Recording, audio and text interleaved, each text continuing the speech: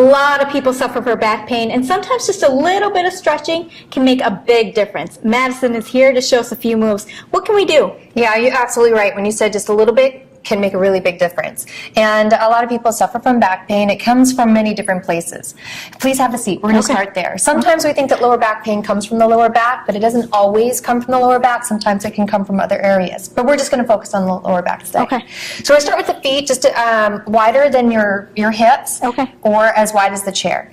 And if you're really, really tight, this might be as far as you can get, but you want to work your way down to getting your hands to the floor. And that's the thing. I mean, should you go really slow? You should. Absolutely. Anytime you're dealing with any kind of joint pain, you want to take it slow. So eventually, you want to get to a place where you can tuck the chin in and relax the neck and kind of let the weight of your body release the pressure from the lower back. Now, a lot of people who would have back pain, wouldn't they be kind of scared of this kind of move?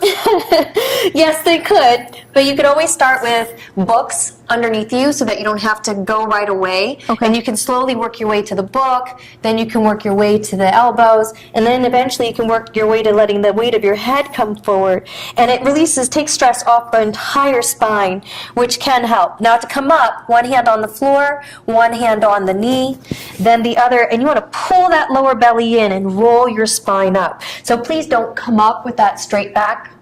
Okay, you got to go really slow. Yeah, roll it up. Because you're already tender. And then, do you remember the morning routine we did where the arms came up and you did a nice little twist? I sure did. I love that. That's exactly where you're going. You can pull that lower belly in, let the right hand come behind the chair.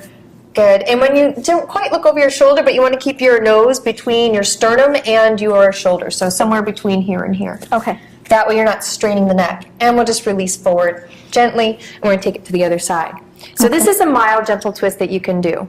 And that helps to release the back pressure on the lower back as well. And we'll go ahead and release forward. Okay. Now, if you want something that's a little more intense and you have flexible hamstrings, we're going to take it to the chair. Because that's great, because I have a lot of back pain, and I definitely think it starts from my legs, not being limber, I guess. You're absolutely right. A lot of times back pain can come from the hamstrings. So we're just going to take it back to back. Okay. If you take your hands onto the chair so that they're underneath your shoulders, and you're just going to walk back, and you're going to push into the chair just a little bit with your hands, and you're going to lengthen, keep walking back until your spine is nice and long. Okay, and keeping the back straight? Yes. Okay. So don't let your head hang down too much. It puts a lot of stress on the neck and shoulders. You want to keep your head lifted so that the ears are between your triceps. So you should be able to turn your head side to side.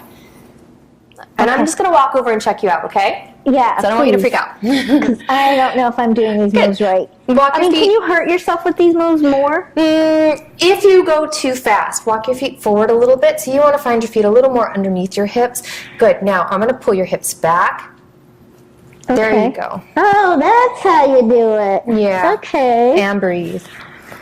Oh, I forgot to breathe. Good. So I can see that you keep a lot of tension here because your shoulders have kind of crept up by your ears. And we're just going to separate that a little bit to create space. Can you come to my house and separate my shoulders? I certainly can. All right, cool. Good, just like that. And your hands a little too close together, so you want to keep them shoulder distance apart. Okay. There you go. Now you have space. Now your back is open, and now you can lengthen this lower back that it just wants it so much. There you go. Okay. Now you might feel a little bit in the hamstrings too. Yes, I certainly do. Okay. Bend the knees just a touch, so you're not locking out those legs. Good, and breathe. Now, are there people who their back pain is either so significant or really herniated discs or things like that where they shouldn't be doing these moves? How do you know? If you're working with a doctor, you want to do what your doctor says. Okay. Absolutely. Okay, go ahead and come on up, nice and easy. So medical condition, work with your doctor. But we're going to just talk about people who have general back pain and not a medical condition. Okay. Okay. So let's go ahead and move the chairs off to the side, and here's some things that you can do on the floor. If you can get there without pain. Exactly. You heard my knees crack. Okay, so if you start here, and you're just going to roll down. If you need to, you can always use your hands to help bring you back down onto the floor. So this is a really simple thing you can do. If you keep gently press the back of your head into the floor, shoulder blades into the floor, and the sacrum. The sacrum is the triangle part of your lower back down into the floor. And just think about lengthening your spine and keeping a nice, good posture. Then we're going to bring one knee into the chest at a time.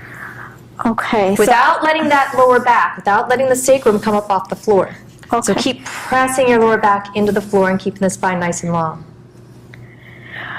Good. That feels wonderful, and I could basically fall asleep in this move. But these are just a few simple routines that you can do, and it really alleviates a lot of pressure. So thanks for that, Madison. You're welcome. We'll be back with more. So let's see. You just go and you bring your knees in like this. Yeah, and then you just keep that lower.